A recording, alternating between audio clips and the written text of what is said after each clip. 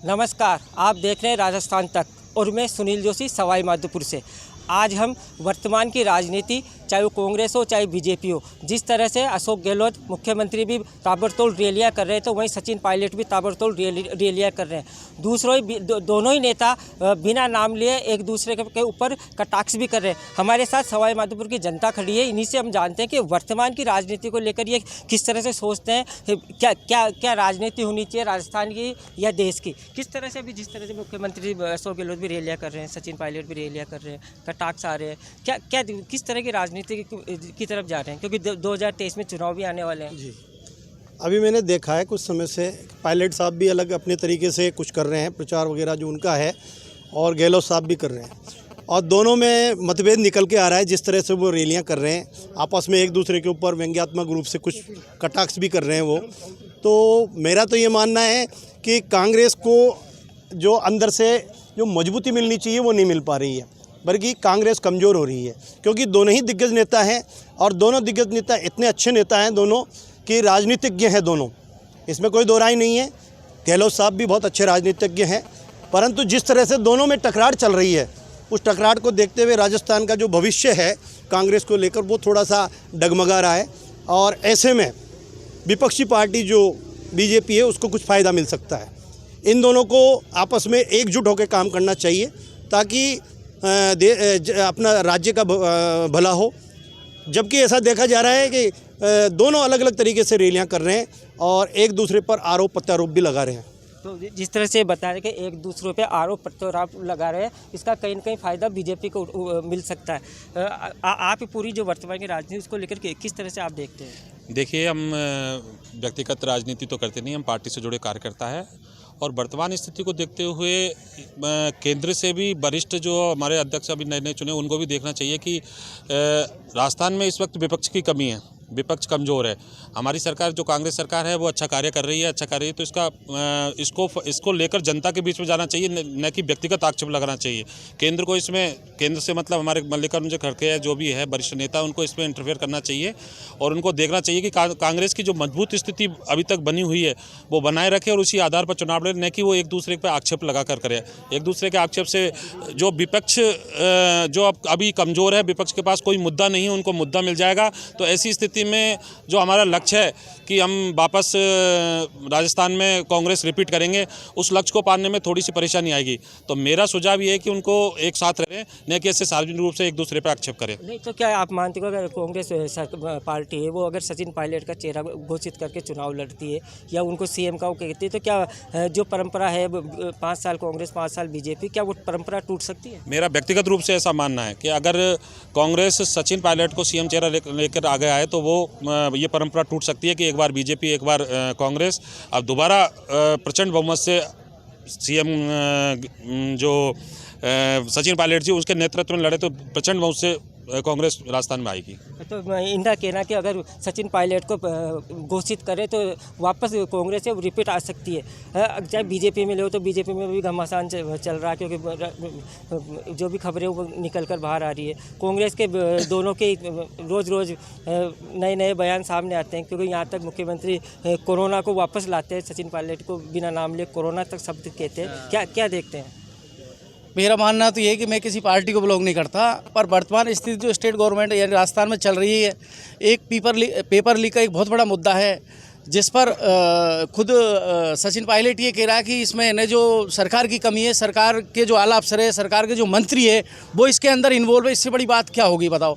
तो हमको लगता नहीं इस कांग्रेस सरकार का फ्यूचर में भविष्य कोई अच्छा होगा। और जितने भी जैसे आपराधिक प्रवृत्तियों में भी देख लो, अभी दिव्य अग्रवाल है, वो चर्चित प्रकरण चल रहा है उसको भी इसी गवर्नमेंट में चल रहा है मामला, और आपस में इसी गवर्नमेंट के नेता आपस में ही भिड़ रहे हैं, आपस में एक दूसरे की कमी निकाल रहे हैं। जब आपस में इस तरह की कमी निकाल रहे हैं तो इनका कोई अच्छा भविष्य मेरे को लगता नहीं कांग्रेस का अच्छा भविष्य होगा। यह है तो बीजेपी में तो यही चीज़ें सामने आ रही है। नहीं, बीजेपी में तो खैर इतना नहीं है, पर यहाँ ज़्यादा थोड़ा सा देखने को मिल रहा है। यह तो कांग्रेस और बीजेपी दोनों को लेते हैं, दोनों सीएम का चेहरा घोषित नहीं कर रहे, दोनों आपस में अंदरूनी लड़ाई सामने आ रही है। चाहे वसुंधरा जो है वो कहीं जाए तो उसकी रैलियों में भीड़ नहीं दिखती, इधर सचिन पायलट की भीड़ नज़र आ रही है, तो अशोक गहलोत मुख्यमंत्री उन पर कटाक्ष कर रहे हैं। क्या देख रहे हो? 5 साल में कांग्रेस को शासन को देखा है और इस शासन में ज़्यादातर समय तो ये होटलों में रहे हैं। नेता ब्यूरोक्रेसी के और नेताओं की लड़ाइयाँ हो रही है। राजस्थान में सचिन पायलट साहब कह रहे हैं के सपोर्टर कह रहे हैं कि ये मुख्यमंत्री बने, गहलोत साहब कह रहे हैं ये मुख्यमंत्री बने। सरकार ना तो किसानों का भला कर पाई, ना वर्तमान समय में बिजली है। रही बात बीजेपी की, बीजेपी माननीय नरेंद्र मोदी के चेहरे पर चुनाव लड़ेगी और पूरे हिंदुस्तान में उन्हीं के नाम पे चुनाव लड़ा जा रहा है। केंद्र की जो लोक हितकारी नीतियां हैं उन्हीं के आधार पर राजस्थान का चुनाव लड़ेंगे। राजस्थान में चेहरा घोषित तो कमल का फूल और नरेंद्र मोदी रहेंगे और विगत वसुंधरा जी के काल को भी लोगों ने देखा है और गहलोत साहब के काल को भी देखा। अगर दोनों में तुलना की जाए तो चाहे बिजली का मामला हो चाहे यूरिया का मामला हो, बीजेपी सरकार बेहतर रही है। तो क्या आप मानते हो कि इस बार भी जो चुनाव होंगे वो नरेंद्र मोदी के चेहरे पे लड़े जाएंगे? क्या देश के अंदर कोई और दूसरा चेहरा नहीं है? नरेंद्र मोदी इस वक्त उभरता हुआ चेहरा है। नरेंद्र मोदी के नाम पे ही भारतीय जनता पार्टी पूरे भारत में चुनाव लड़ रही है, तो राजस्थान भी उससे कोई इकलौता अलग नहीं है। चेहरे सामूहिक नेतृत्व के आधार पर चुनाव लड़ा जाएगा। सामूहिक नेतृत्व जो बीजेपी की परिपाटी रही है, जो एमएलए जीत के आएंगे वो अपने नेता का चुनाव करेंगे। अभी वर्तमान का चुनाव तो नरेंद्र मोदी के चेहरे पर ही लड़ा जाएगा और पार्टी की जीत निश्चित है। पार्टी 150 क्रॉस करेगी क्योंकि कांग्रेस की जो नीतियाँ और इनके जो नेताओं के वार्तालाप है उससे जनता ऊब चुकी है। अभी भी वर्तमान समय में आप इंटरव्यू ले रहे हो, 2 घंटे से ज़्यादा लाइट नहीं आ रही, यूरिया इन लोग दे नहीं पाए, केसीसी ये लोग माफ़ नहीं कर पाए। बताओ किस मुद्दों के आधार पर ये दोबारा जनता के सामने जाएंगे? सीधा एक आरोप लगाया जा रहा है कि किन मुद्दों को लेकर आप वापस सरकार के रिपीट की बात कर रहे हो, किन मुद्दों को लेकर जनता से आप वोट मांगोगे? सुनील जी, मैं निवेदन करना चाहूँगा आपके चैनल के माध्यम से कि भाजपा के लोग जो है केंद्र की विफलताओं को नहीं देखते कि आज देश किस कगार पे जा रहा है, महंगाई का स्तर क्या हो रखा है, बेरोज़गारी क्या चरम पर है। अभी मैं भी किसान का बेटा हूं और यहाँ पर करीब जो खड़े हैं 99.99 लोग किसान ज़मीनी धरातल से जुड़े हुए लोग हैं। अभी हमने 1 महीने पहले जिस तरीके से खाद के लिए डीएपी यूरिया के लिए डंडे खाए, लाइनें लगी, यहाँ राजस्थान में खाद किसानों को नहीं मिल पा रहा। इससे ज़्यादा बुरी स्थिति खाद ये कहकर दूर हो जाते हैं कि ये यहाँ लोकल सरकार का, राज्य सरकार का, जबकि ये सब दुनिया जानती है आजकल आईटी का ज़माना है कि खाद सेंट्रल से जारी होता है, उसके हिसाब से ही बढ़ता है। जब नरेंद्र मोदी जी महंगाई पर, किसानों की खाद यूरिया डीएपी पर, यूरिया पर, इन चीज़ों को प्रॉपर तरीके से नहीं कर पाए तो जनता ने पूरा आईना बीजेपी का को दिखा दिया। पहले भी, अभी उपचुनावों में भी भारी बहुमत से कांग्रेस प्रचंड बहुमत से जीती। इससे स्पष्ट है कि आने वाले 2023 में जो इस साल आ रहा है चुनाव विधानसभाओं का, कांग्रेस भारी बहुमत से जीतेगी। इसमें कोई अतिशयोक्ति नहीं है। भाजपा के पास में कोई चेहरा ही नहीं है।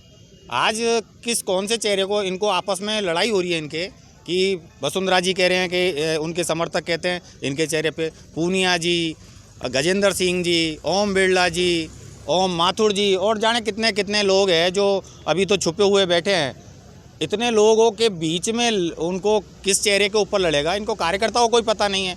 और ये कह देते हैं नरेंद्र मोदी जी के, तो नरेंद्र मोदी का तो चरित्र और चेहरा लोगों ने पिछले 8 सालों में देख लिया है कि वो एक झूठ की बड़ी दुकान है। उनके पास झूठ के अलावा रात में सोते हैं, वो सुबह ये सोच के रात में सोचते हैं कि सुबह मुझे कौन सी झूठ बोलनी है जो लोगों। लेकिन आज लोग समझ चुका है, भारतीय जनता समझ चुकी है कि ये कितने बड़े झूठे लोग हैं। सिर्फ एक झूठ को बार बार रिपीट करते हैं और जनता के बीच में जाते हैं। लेकिन अब जनता इनकी भली भांति से इनको आईना दिखा चुकी और समझ चुकी भाजपा का कोई लेना देना नहीं है। यहाँ प्रचंड बहुमत से कांग्रेस दोबारा से। तो आप प्रचंड बहुमत से कांग्रेस बात करें, सचिन पायलट की बात करें, तो दोनों आपस में बिना नाम लिए कटाक्ष करे को सचिन पायलट को कोरोना तक बता दिया गया, क्योंकि पहले भी कहीं अपशब्द भी बोले गए थे कि इन दोनों की लड़ाई को किस तरह से कांग्रेस लेके चलती है? देखो, ये आप लोगों की मीडिया का उपज है कि कोरोना, मीडिया कहाँ है, वो तो साफ भाषणों में साफ नजर आ रहा है। सुनो, ये नज़र आपको आ रहा होगा, हमको नहीं आ रहा कि कोरोना किनको बोला है। और अगर किसी कोई भी व्यक्ति हो, मैं ही क्यों ना हूँ,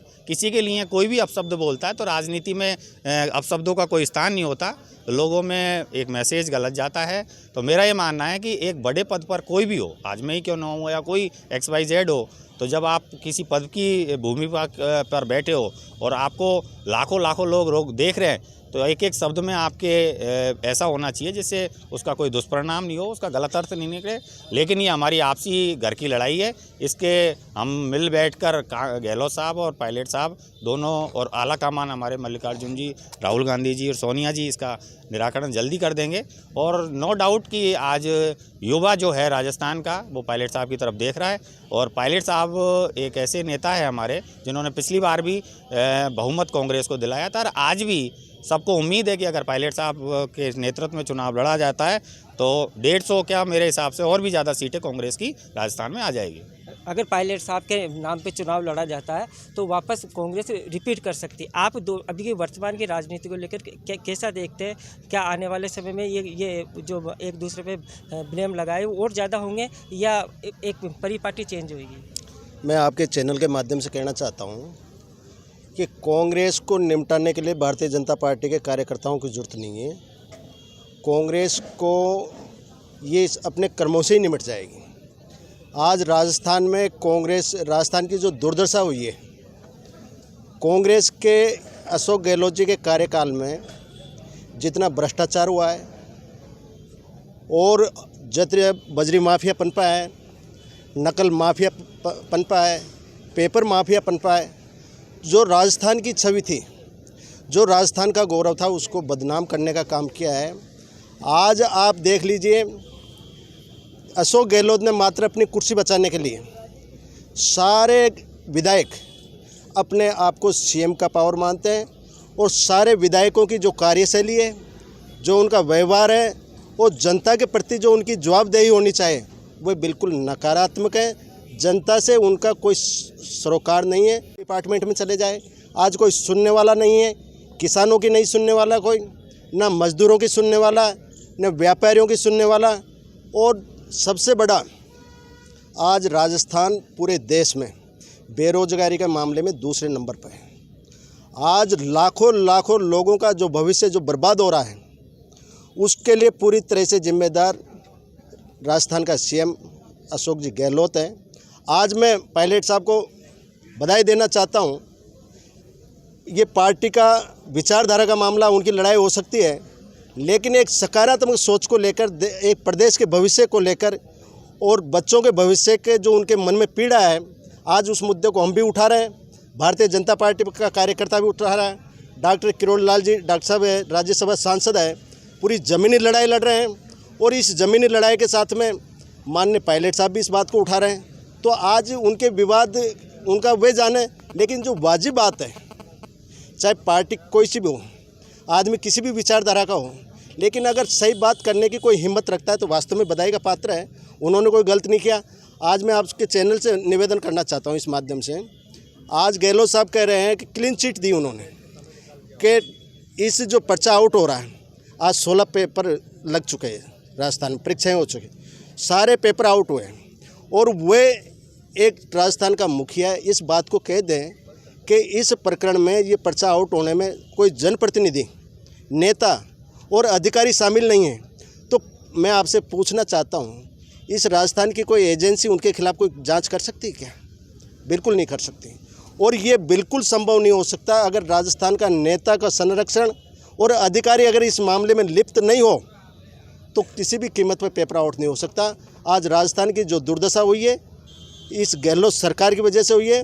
और जनता समय का इंतज़ार कर रही है, चुनाव का इंतज़ार कर रही है। जैसे ही चुनाव आएगा, ये एक सफारी गाड़ी में बैठ के चारों धाम की यात्रा करेंगे। पहले 21 पे निपटी है और अब ये 8-10 पे निपट जाएंगे। तो आपने सवाई माधोपुर की जनता की एक राय समझी कि आने वाले चुनाव में किसकी जीत होगी, किसकी हार होगी। सवाई माधोपुर से सुनील जोशी, राजस्थान तक।